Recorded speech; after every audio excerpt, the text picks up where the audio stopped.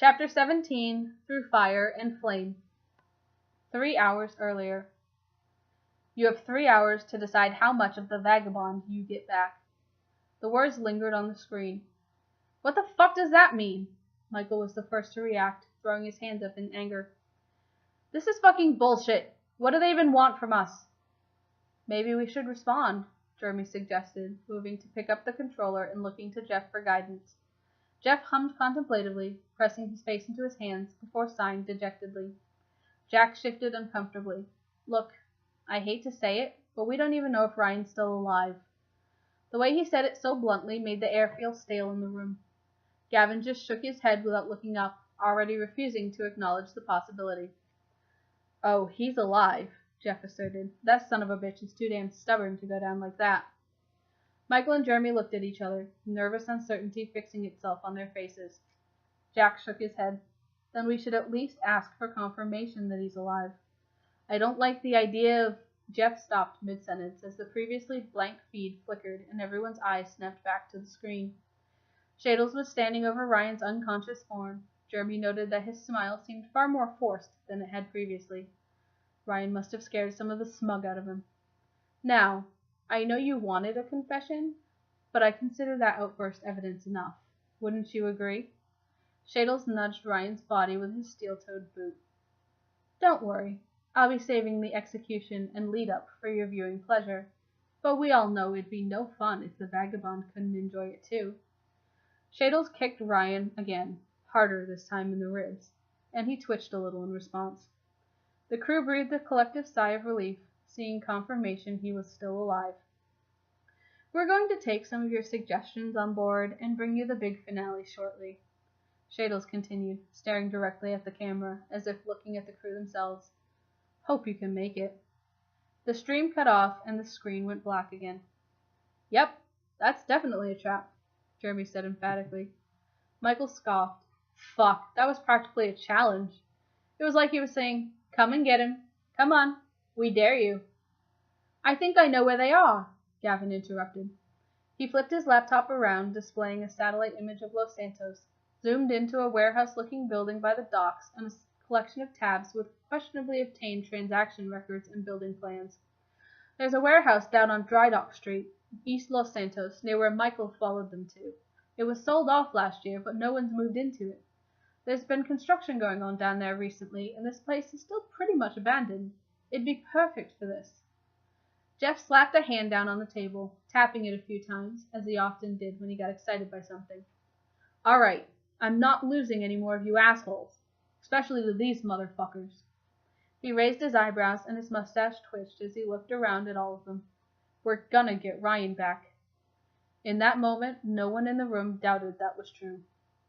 Jeff continued, looking around at his crew. We're not going to respond to their messages. We're not going to engage them in any way. We want to make them think that we're not playing their game. We gotta take them by surprise. If we can, we should try to keep up the impression that that's not Ryan, that this is all some elaborate hoax, Jack suggested. Ryan's got a reputation to protect. A fucking useful reputation, Jeff agreed. Yeah, we want that intact. So no one leaves that warehouse alive then, Michael added darkly. Yeah, I think we can manage that. Maybe we should bring in the B team for this. Jeff nervously rubbed the back of his head. Maybe not yet. What about Funhouse? Jeremy suggested cautiously. They have almost as much to lose as we do if these guys are going after the big cruise. I know at least James and Adam saw the stream. Jeff nodded slowly, carting his fingers through his hair. I'd only need them for surveillance and general cover. I won't ask them to put anyone on the ground. The others agreed. It wasn't right to ask to put another crew's people at risk directly. Lil J, that means we're going to need you as boots on the ground for this one. We're probably not going to have any good sniping positions once we get inside. You're basically going to have to be our Ryan this time. But I think you're the best man for the job, Jeff confessed in earnest. Jeremy swallowed. A lot of Ryan's job depended on having a good pair of eyes watching your back. It was something Ryan had always been happy to admit to him, and it also explained why he and Ray had made such a good team before Jeremy joined the crew. Sure, Jeff, I can do that. Jeremy hid his nerves well. Jeff looked around the room. Okay, Jeremy, get on the phone to Funhouse, see who they can spare and if they're willing to help out. Let them know we owe them one. If they saw the stream, they'll know what that's worth. Remember, we have less than 3 hours to pull this off. Is that enough time? Jeremy asked. Jeff shrugged. It's all we've got. Tell him we'll give him a lift. Jeremy went to the kitchen to make the call. Jack, Jeff continued, barely drawing breath, we're gonna need a chopper. Something smallish, inconspicuous, but something we can use for evac. You're gonna go pick up Funhouse, drop them at the warehouse, and be our eye in the sky. We're gonna need surveillance on the joint ASAP, so we know they're not gonna transport Ryan off-site somewhere. We also need confirmation that's actually where they are. That's gonna be Funhouse's job. You can brief them in the air. Just make sure they're ready for it. Oh, and the new comm system is ready to go. Make sure they're up to speed with it, too. Got it. I'm on it. Jack left to acquire his helicopter. Jeff was in full swing now, the natural leader in him taking over as he pointed to Michael and Gavin. Team Nice Dynamite.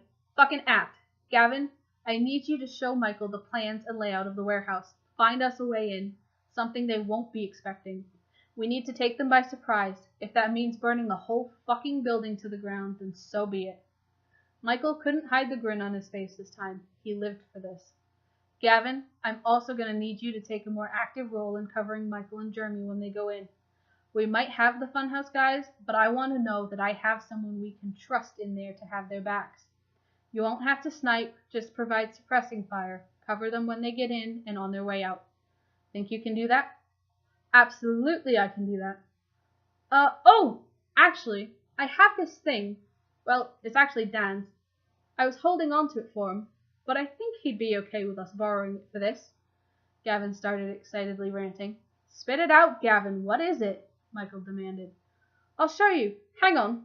He sprang to his feet, still talking as he ran to his room. I'll get it. Is there any chance we still have some diesel fuel? He trailed off, only to return carrying. Michael nearly leapt off his chair. Fuck, Gavin. Is that a fucking flamethrower? When were you going to tell us you had a goddamn flamethrower? Jeff practically yelled at him. Gavin looked pensive for a moment. Well, just now, I suppose, he said with a wide grin. Fuck me, that is awesome, Michael said, eyeing it carefully. Top, right? Gavin's grin now matched Michael's. Can you use it? Michael looked at him a little skeptically. Of course I can use it. Dan showed me. Jeff looked at the pair of them, grinning like idiots. He had never been prouder of his crew. Wait, Jeff, what are you going to do? Michael asked. Me? Jeff smirked, raising an eyebrow. I'm driving. Outside, the streets of Los Santos were all but a blur as Jeff pushed the car to its limits down the highway. The alert tone sounded on Gavin's phone as another invite was sent out from Shadles with the title, Waterboarding by popular request. This time, they accepted without hesitation, not wanting to miss anything. Before the video even came into focus, Ryan's voice could be heard saying, Do we think that's something he's capable of? The attitude and sheer defiance behind it assured the crew that Ryan was, at least mentally, getting through it okay. When the picture did come into focus, though, they were faced with the grim reality. In the backseat of the car, Michael and Gavin cringed as they saw Ryan's head hit the concrete floor with a crack. They saw him fall completely still and watched intently until he started struggling. Jeremy, watching on his own phone in the passenger seat, subconsciously held his breath with him as Ryan was doused with water. When Shadles wiped Ryan's face paint off, they all looked away as if it wasn't right for them to see. Jeff's eyes remained focused on the road ahead. He was spared the visuals, but the sounds coming from Ryan and the dead silence of the lads as they watched was enough to make his insides churn. What's going on? Is there anything we can do? They've disabled the comments. I think they just want us to watch, Gavin explained, shaking his head. Jeff gritted his teeth. He was not going to feel helpless now. Funhouse, where are you at? Jeff demanded over the new comms. The Funhouse team consisted of Kovic, Lawrence, and Bruce. They had been briefed on the phone by Jeremy and picked up by Jack shortly afterwards. They also had James back at their base listening in on their radio for backup should anything happen. Kovic had taken the lead on this. Despite it not being his fault, he felt guilty about what had happened with Jeremy and saw this as a way to make it up to them. Lawrence and Bruce had come along mostly for the fun of it. Kovic responded, "Jack's dropping us now. We're going to land near the Pisswater loading docks and make our way on foot from there. Lawrence will set up surveillance and keep an eye on the stream. We'll let you know when we have visual." "Adam," Jack's voice interrupted, "we're coming up on the drop zone. Be ready to go." "All right, guys. Good luck." The rest of the car had gone dead silent. Jeff stole a glance at Jeremy and saw his distressed expression fixed on his screen. "Lads," he prodded gently, "how bad is it?" "They're waterboarding him, Jeff," Jeremy said after a silent beat. "It's not good." "He's just lying there now. I can't watch."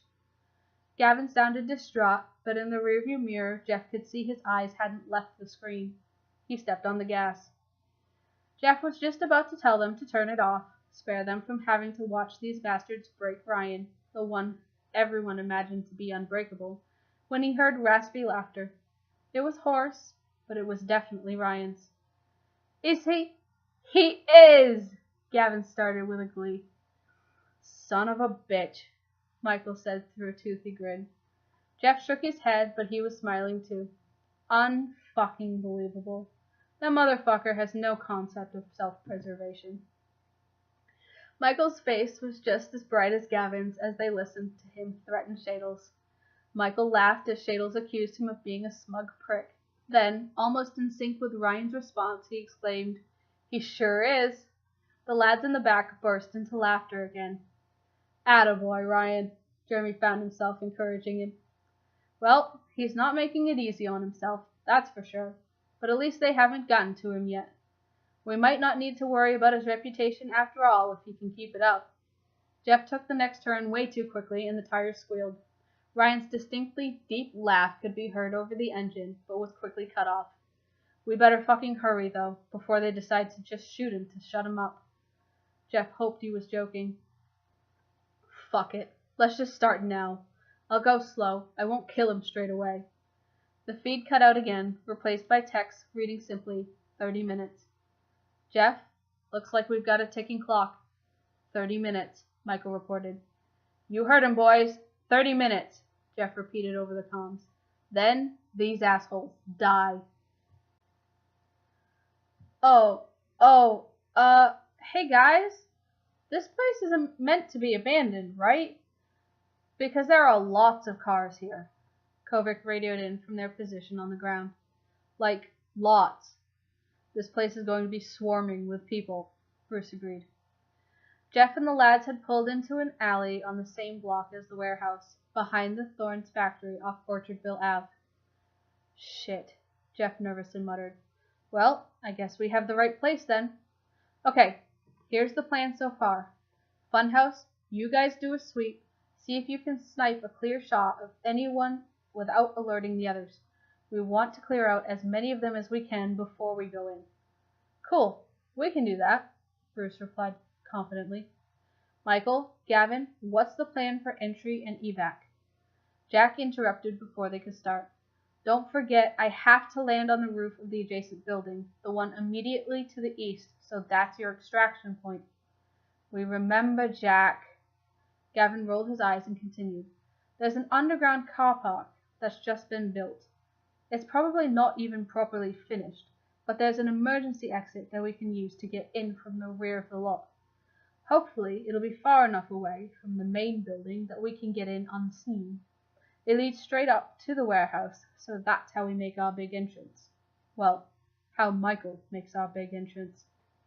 "I'm packing the big boys." Michael opened his bag slightly to reveal a stack of C4, probably enough to be considered overkill, definitely enough to level the building if he wanted to. "Holy shit," mumbled Jeff. "So we create a distraction, lure as many of them as we can into that parking lot, and then Gav will light 'em up, and Lil J and I will mow 'em down." "Fuck me," Jeff rolled his eyes. "Could you two have come up with a more dangerous plan?" "It'll be fine, Jeff," Michael insisted. "So, between Jeremy's assault rifle, Michael's explosives, and Gavin's flamethrower, we should have this covered, right?" Jack interjected from somewhere overhead. "Yep. We get in, kill everybody, find Ryan, kill anyone left, and then get the fuck out of Dodge, Michael confirmed. There's a side exit that leads almost directly to the building next door. It's only 2 stories, and there are fire stairs, so we should have no problem getting to the roof from there. How are you going to know where they're keeping Ryan? Jeff asked. Well, I'm going to assume it's the room with people guarding it, Jeremy replied. Jeff looked as if he was going to say something, before reluctantly nodding assent. Fair enough. Jeremy looked at his watch. We have 15 minutes, Jeff. We gotta go, he reminded him with some urgency. Funhouse, you're up, Jeff announced. Lawrence had eyes on the lot from some rooftop vantage point and called out positions over the comms. All right, I have eyes on 10, 11, 12 guys. 2 groups of 2 down near you guys, the north end of the lot, and 2 groups of 4 closer to the warehouse. They're armed, but they mostly only have pistols. There was dead silence for about a minute before the comms suddenly buzzed with rapid-fire frantic chatter, startling the AH crew. Adam. 2 guys. I see 2 guys. Bruce. I see him. I have a shot. Lawrence. Bruce is going full rainbow. Adam. Well, don't alert them. Bruce. I'm taking the shot. Adam. You take the shot, they're going to see the body, they're going to get suspicious. Bruce. Got him. Lawrence. You got 'em both? Bruce. Yep, let's go. Adam. Oh, okay then. Jeff's voice sang out of the radio. Hey guys, you know how the mics and the comms work, right? Bruce. Oh shit, these are on? The mics went silent. Jeff paused, searching for the right words. I can't say that fills me with confidence. Michael and Gavin burst into laughter as they geared up in the back. A few minutes later, Lawrence radioed back. All cleared out back here. Bruce and Adam have moved up. They'll pick off any stragglers as they see them. Thanks, Lawrence, Jeff acknowledged. Boys, you're up. You got 10 minutes. I'll keep an eye on the stream. The lads slipped out of the car and carefully moved to the emergency exit that was their way in at the rear of the lot. Gavin struggled a little with the weight of the fuel canister strapped to his back, but it seemed strangely natural for him. Funhouse had done a good job. Aside from a few slumped bodies, the area was clear. They reached the door to find it had been locked from the inside. Michael placed a sticky bomb, and the crew took cover around the corner. Hey, Gavin, what's the range on that thing? Jeremy indicated the flamethrower nozzle Gavin seemed to be holding far too casually. Michael detonated the C4, and they waited for the dust to settle. Gavin returned a grin. About 50 feet, I'd say. It's pretty impressive. All right, Gav, just be ready to use it, Michael said. There's no way nobody heard that. They should be on their way now. Let's get down there and give 'em what for. He pulled a grenade from his bag with a grin. Gavin's eyes bugged. Is that a grenade? Smoke grenade, Mike corrected as they entered and descended the stairs. They won't see us coming till it's too late. Michael set another sticky bomb on the door that opened into the car park without checking to see if it was open. With any luck, they'd catch anyone waiting too close on the other side. The trio backed up the stairs, and Michael timed the blast. As soon as the door gave way, he threw the smoke bomb through the doorway. The lads made their way into the car park, Gavin in the lead. They could see figures moving through the smoke, but only for a second as Gavin unleashed the full force of the flamethrower with a maniacal cackle. He wasn't kidding when he'd said 50 feet. The initial fireball engulfed everything in its path, blossoming through the smoke and igniting the smoke particles themselves, fueling the blaze to grow further. The blast had attracted attention, and as the smoke burned off and the air seemed to still, the lads could see no fewer than 20 people had gathered to inspect the commotion. The unfortunate ones within range of the flamethrower found themselves doused in a fine mist of accelerant, their hair and clothes igniting almost instantly as the intense heat overcame them. Michael and Jeremy worked quickly to put them out of their misery, firing carefully placed single rounds into vitals. It was becoming painfully clear how disorganized the group really was. Their strategy seemed to be a numbers game, but it was not one to work in their favor. The reinforcements who entered from the main building were totally unprepared for the fiery inferno they were faced with, and many tried to flee back up the way they came, only to realize the doors had been locked behind them. Most didn't even have time or presence of mind to draw a weapon. The fake AH crew knew how to work together, and these people thrown together at the last minute, even if they were competent on their own, were rank amateurs by comparison. It was a massacre. In a few minutes, the underground car park was cleared, save the charred and bloody remains of the unfortunate randoms and the burned-out husks of cars. Gavin's flamethrower had done most of the hard work for them, and the gunshots were kept to a minimum. Michael noted with a sense of relief that 2 of the burned-out cars had been the ones he had followed when Ryan had been taken. Gavin was a little shaken by the whole experience, still riding an adrenaline high, but feeling nauseous from the sight of the bodies in their wake. Well, that was a little more intense than I thought it would be. I'll bet Ryan would have loved that, Jeremy pointed out, reminding them of their purpose. Michael spared a few moments to rig the supporting columns with remotely detonated sticky bombs. The whole place would be rubble by the time they were done. The lads moved up, making their way to the main part of the warehouse, when Jeff's voice startled them. "It's starting, you guys. You gotta get a move on. He's got a gun." "Almost in, Jeff," Michael reported as they reached the door to the fire stairs leading to the main warehouse. "The door's locked." "Not a problem," he said, calmly laying a charge over the lock and backing away, motioning for Jeremy and Gavin to do the same. "Guess that explains why none of them ran back this way," Gavin noted. Michael sounded grim. Whoever's running this show decided they were expendable. The door exploded into splinters. As they reached the entry, Jeremy held Gavin and Michael back. "I'll go first." The lads moved in silence now, up the concrete stairs leading to the warehouse. Luckily, it seemed the heavy fire doors were soundproof enough that the ruckus in the car park hadn't carried all the way to where they were keeping Ryan. Jeff narrated what was happening on the stream over the comms. "Oh God, it's Russian roulette, but it's... Oh God, no, not his... Oh, okay, he's still okay." Jeremy opened the door and peeked around the corner, spotting 2 guys posted outside a door. "Guys, this might be it. You gotta go now." The panic in Jeff's voice scared them into action. Jeremy lined up his shot and took it. Even with the assault rifle, he was still an incredible marksman. A single round buried itself between the guy's eyes as he turned to inspect the sound of Jeremy's footsteps advancing on them. "Fuck! Ryan's still alive!" The other guard turned around a second too late, and Jeremy shot him in the side of the head. "Oh shit! Oh shit! Fuck!" "Jeff," Michael urged. "What?" "They shot him! They shot him in the leg! He's fucking bleeding out! You gotta go!"